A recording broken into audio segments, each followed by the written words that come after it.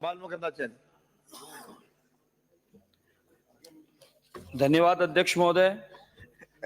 मैं सर्वप्रथम मेरे आराध्य प्रभु राम को प्रणाम करता हूं, श्री हनुमान जी को प्रणाम करता हूं, मां भारती को प्रणाम करता हूं।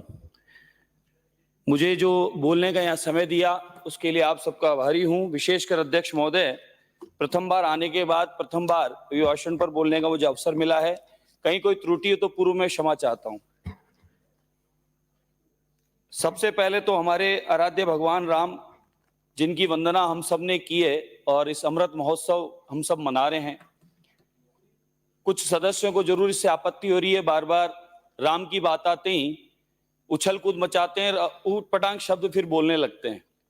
खैर, ये अपना अपना स्वभाव है। हम सबके इष्ट राम है, प्रभु राम है। कुछ लोग राम राम बोलते हैं, मानते नहीं है। यहाँ राम राम बोलते भी और मानते भी और राम को जानते भी। श्री राम की प्रतिष्ठा के साथ पूरी दुनिया एक ऐतिहासिक महत्वपूर्ण क्षण की गवाह बनी। सदियों के संघर्ष के बाद राम मंदिर का सपना साकार हुआ। राम मंदिर के पवित्र दरवाजे खुलने पर आध्यात्मिक ज्ञान और सांस्कृतिक पुनरुत्थान का एक नए युग की शुरुआत हुई है। राम मंदिर और राम जन्मभूमि के उद्घाटन के साथ ही एक सदी पुरानी इच्छा वास्तविकता बन गई है। ये दृढ़ता और विश्वास से भरी भावना भावी पीढ़ियों के लिए प्रेरणा बनेगी और ये दृढ़ता विश्वास प्रतीक हमारे विश्व के नायक, दुनिया के सबसे अधिक लोकप्रिय प्रधान सेवक प्रधानमंत्री नरेंद्र मोदी जी हैं।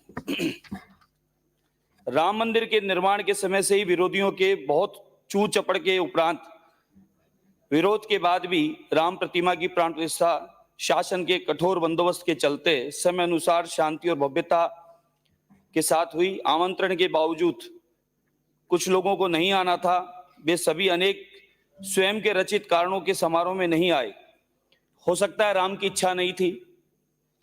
ऐसा लगता है कि जिन्ना के भूत अभी इस आजाद भारत से दफा नहीं हुए।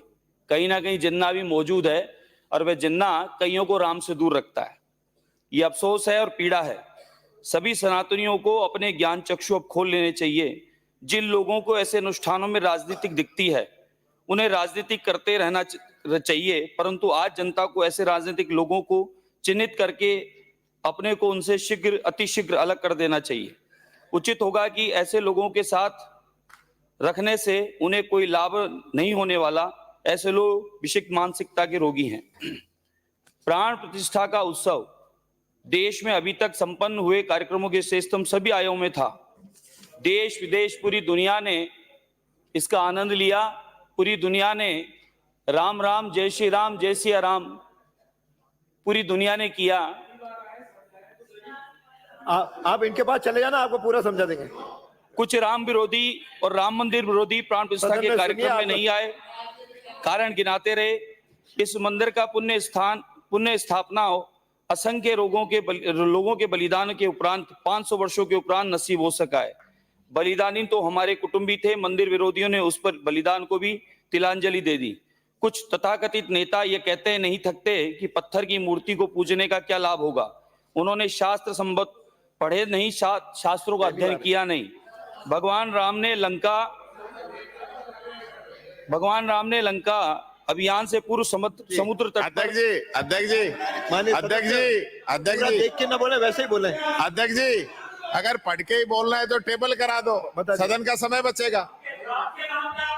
नहीं, इसमें राम का कहाँ लेना देना आ गया? भगवान राम के का तो क्या, इनके प्रवचन करवा दो महाराज जी के यहाँ पे, बोलने दीजिए। राम पे प्रवचन करवा दो। भगवान के राम के गुणों की मैं बात करूं तो उनके गुणों में लोभ, ईर्ष्या, स्वार्थ से कोई सदस्यों को दूर रहना है। कुछ तैयारी करके मुश्किलों से हार न मानना, संकल्प को पूरा करने का निश्चय, विनम्रता, सबको साथ लेकर सबको चलना, सबका विश्वास जीतना, सहनशीलता और धैर्य, दयालुता, मित्रता, नेतृत्व क्षमता के जो मुख्य गुण हैं उनको हमारे माननीय प्रधानमंत्री जी ने अपने जीवन में उतार रखा है। हमारे माननीय प्रधानमंत्री लोभ, ईर्ष्या, स्वार्थ से दूर हैं और कोई भी लोभ उनको अपने मार्ग से नहीं डिगा सकता। मुश्किलों से हार न मानने के गुण का उदाहरण कोरोना काल है, जिसने पूरी दुनिया में हाहाकार मचा दिया था, परंतु माननीय प्रधानमंत्री जी ने हार नहीं मानी और असंभव सा कार्य किया, जिसमें कोरोना की 3 वैक्सीन बनाने का कार्य किया, जिससे न केवल भारतवर्ष को बल्कि दुनिया के कई देशों को वैक्सीन की सप्लाई कर इस महामारी से निकालने का प्रयास किया। मोदी जी ने यह गुण दयालुता मित्रता का प्रतीक है। भगवान राम से ही ये सारे गुण हमें संभव हो पा रहे हैं। संकल्प को पूरा करने का निश्चय तो माननीय प्रधानमंत्री जी का इतना है कि उन्होंने संकल्प लिया था कि कश्मीर से धारा 370 हटानी है और कश्मीर के लोगों को उनका हक, कश्मीर की प्रगति का मार्ग प्रशस्त करना है। तो इस संकल्प को उन्होंने पूरा किया और आज कश्मीर का चौमुखी विकास जो सपना सा लगता था वह हमारी साकार हुआ। आज वहां पर पर्यटन बढ़ा है, शांति की स्थापना हुई है और निरंतर तरक्की की ओर कश्मीर आगे बढ़ रहा है। वहां के अब पत्थर नहीं, वहां कलम हाथ में है और विकास की ओर कश्मीर आगे जा रहा है। मित्रता के गुण का उल्लेख करें, जिन देशों में प्राकृतिक आपदाएं आई वहां पर हमारी केंद्र सरकार द्वारा माननीय आधार पर चाहे दवाइयां हो, चाहे खाने पीने का सामान हो, दूसरी तरह की मदद हो, नेपाल, पाकिस्तान, ईरान, बांग्लादेश, श्रीलंका, अफगानिस्तान, सब देशों को हर तरह से सहयोग किया। हमारे दुश्मन देश पाकिस्तान में भी जब आपदा आई तो हमारी सरकार, आदरणीय प्रधानमंत्री जी ने उन लोगों की भरपूर मदद की। माननीय प्रधानमंत्री जी से प्रेरणा पाकर ही प्रदेश विकास की गति पकड़ रहा है। कुछ ही दिन में सरकार आए हुए और गति प्रारंभ हो गई, ये माने विकास को पंख लिखे। माननीय मंत्री भजनलाल जी ने संकल्प लिया है, अगर मैं पूर्व सरकार की बात करूं तो पूरे 5 साल तक मुख्यमंत्री का है, मुख्यमंत्री बोला है, नहीं आप दोबारा सुन लें। माननीय मुख्यमंत्री जी, आदरणीय भजनलाल जी, भाजपा सरकार का संकल्प है, ये पूरा एक परिवार है। पिछली 5 साल की सरकार जैसलमेर की होटलों में हवा खा रही थी एसी की, और यहां जनता त्राही त्राही मचा रही थी सड़कों पर। पिछली सरकार का कार्यकाल आप हम सबको पता है।